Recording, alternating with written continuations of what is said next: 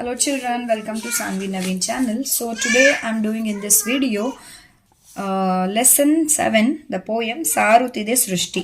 Okay, from Teli Kannada textbook, grade 5 children, Bhagavandu textbook. Teli Kannada textbook, grade 5 children. Okay, the lesson, the poem name is Sarutide Srishti. Who has written? Siddhaya Puranik. The poet Siddhaya Puranik. Sarutide Srishti. Okay, I'll read only the first paragraph because this one can come in your exam. Okay, in this I'm just doing textbook exercise and classwork exercise. That's it, no explanation part. ಹನ್ನಿನಲಿ ಬೆಣ್ಣೆಯಲಿ ಕೆನೆಮೊಸರು ಹಾಲಿನಲಿ. ಹನ್ನಿನಲಿ ಬೆಣ್ಣೆಯಲಿ ಕೆನೆಮೊಸರು ಹಾಲಿನಲಿ. ಕಂದದಲ್ಲಿ ಜೇನಿನಲಿ ರಸಗಬ್ಬು ಬಾಳೆಯಲಿ. ಕಂದದಲ್ಲಿ ಜೇನಿನಲಿ ರಸಗಬ್ಬು ಬಾಳೆಯಲಿ. ಎಳೆನೀರು ಹೊಳೆನೀರು ಹಾಲ್ದೆನೆಯ ಕಾಳಿನಲಿ. ಎಳೆನೀರು ಹೊಳೆನೀರು ಹಾಲ್ದೆನೆಯ ಕಾಳಿನಲಿ. ಸಾರುತ್ತಿದೆ ಸೃಷ್ಟಿ ಇದು ಸವಿಯಾಗಿ ನಿಂದು. ಸಾರುತ್ತಿದೆ ಸೃಷ್ಟಿ ಇದು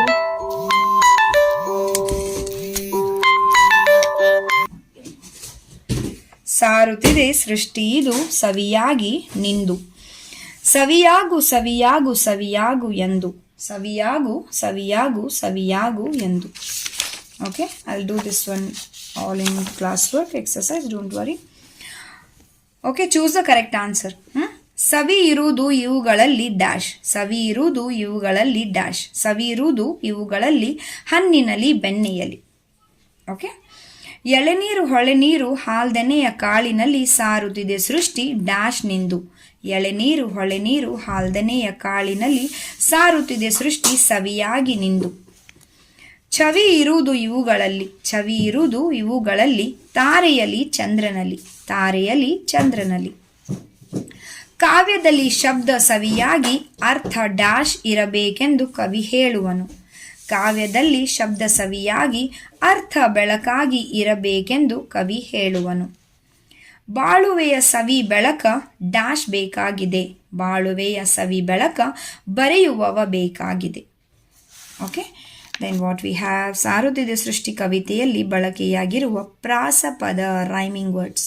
you have to write rhyming words which one is there in ಸಾರುತ್ತಿದೆ ಸೃಷ್ಟಿ in this poem only. ಹಣ್ಣಿನಲ್ಲಿ ಬೆಣ್ಣೆಯಲಿ, rhyming words children. ಪ್ರಾಸಪದ ಮೀನ್ಸ್ ರೈಮಿಂಗ್ ವರ್ಡ್ಸ್. ಹಣ್ಣಿನಲ್ಲಿ ಬೆಣ್ಣೆಯಲಿ. ಎಳೆನೀರು ಹೊಳೆನೀರು. ಎಳೆನೀರು ಹೊಳೆನೀರು. ಸವಿ ಛವಿ. ಸವಿ ಛವಿ. ಕಂಚು ಮಿಂಚು. ಕಂಚು ಮಿಂಚು. ರನ್ನ ಚಿನ್ನ. ರನ್ನ ಚಿನ್ನ. Okay, and this one also they can ask children in your exam.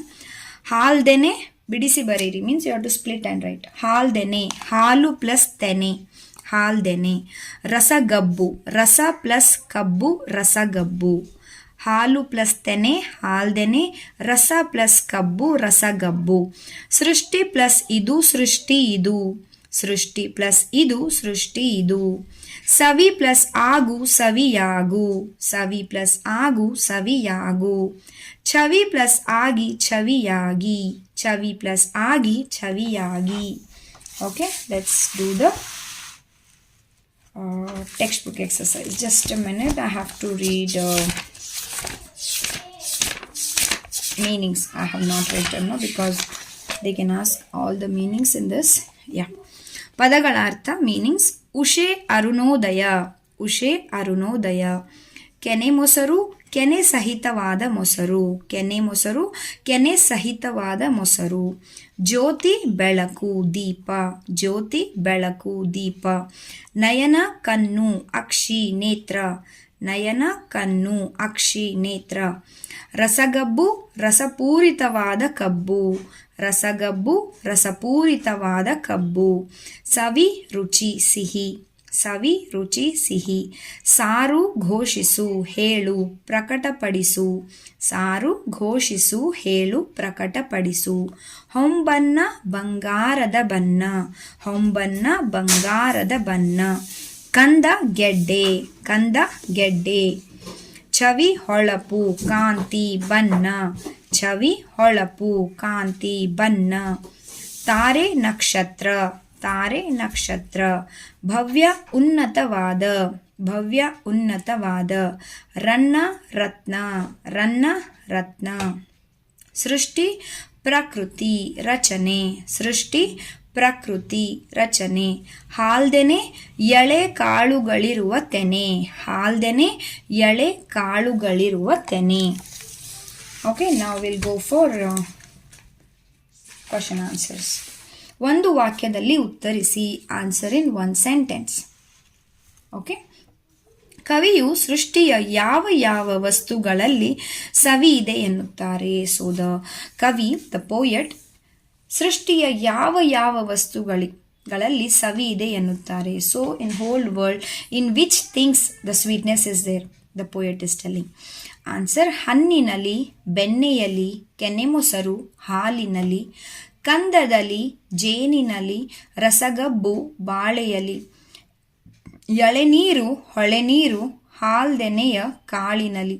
ಈ ವಸ್ತುಗಳಲ್ಲಿ ಸವಿ ಇದೆ ಎನ್ನುತ್ತಾರೆ. Okay, so this is like full first paragraph only, children. So you can just write from here till here. You can just study this one. You can write in question answer also. See, hai na? Okay. ಯಾವ ಯಾವ ವಸ್ತುಗಳಲ್ಲಿ ಪ್ರಕೃತಿ ಛವಿಯಾಗಿ ನಿಂತಿದೆ. ಯಾವ ಯಾವ ವಸ್ತುಗಳಲ್ಲಿ ಪ್ರಕೃತಿ ಛವಿಯಾಗಿ ನಿಂತಿದೆ. ತಾರೆಯಲ್ಲಿ, ದಿಸ್ ಇಸ್ ಸೆಕೆಂಡ್ ಪ್ಯಾರಾಗ್ರಾಫ್. ತಾರೆಯಲ್ಲಿ, ಚಂದ್ರನಲ್ಲಿ, ಸೂರ್ಯನಲ್ಲಿ, ರನ್ನದಲ್ಲಿ, ಕಂಚಿನಲ್ಲಿ, ಮಿಂಚಿನಲ್ಲಿ, ಮುತ್ತಿನಲ್ಲಿ, ಚಿನ್ನದಲ್ಲಿ, ಜ್ಯೋತಿಯಲ್ಲಿ, ನಯನದಲ್ಲಿ, ಉಷೆಯ, ದಿಸ್ ಇಸ್ ಉಷೆಯ ಹೊಂಬನ್ನದಲ್ಲಿ ಪ್ರಕೃತಿ ಛವಿಯಾಗಿ ನಿಂತಿದೆ. See, this answer is from here. ಛವಿಯಾಗಿ ನಿಂತಿದೆ. From till here you can write. And this is a second answer. Okay, next third question. ಕಾವ್ಯದಲ್ಲಿ ಶಬ್ದ ಮತ್ತು ಅರ್ಥಗಳು ಹೇಗಿರಬೇಕೆಂದು ಕವಿ ಹೇಳುತ್ತಾರೆ. ಕಾವ್ಯದಲ್ಲಿ ಶಬ್ದ ಮತ್ತು ಅರ್ಥಗಳು ಹೇಗಿರಬೇಕೆಂದು ಕವಿ ಹೇಳುತ್ತಾರೆ.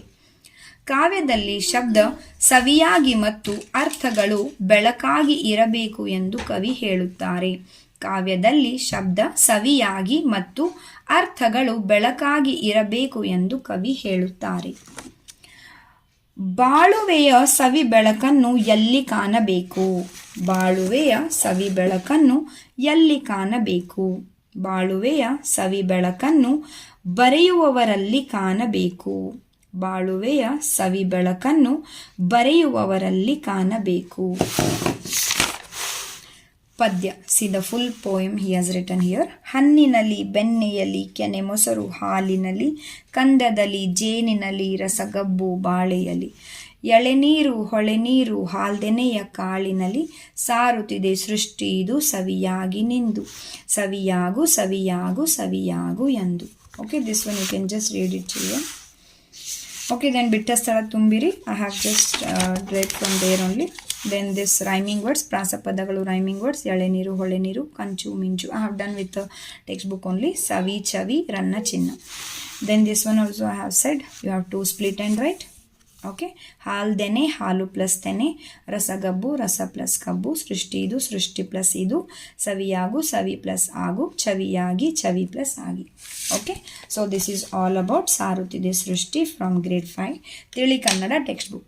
Okay. That's it children. Bye bye. Take care.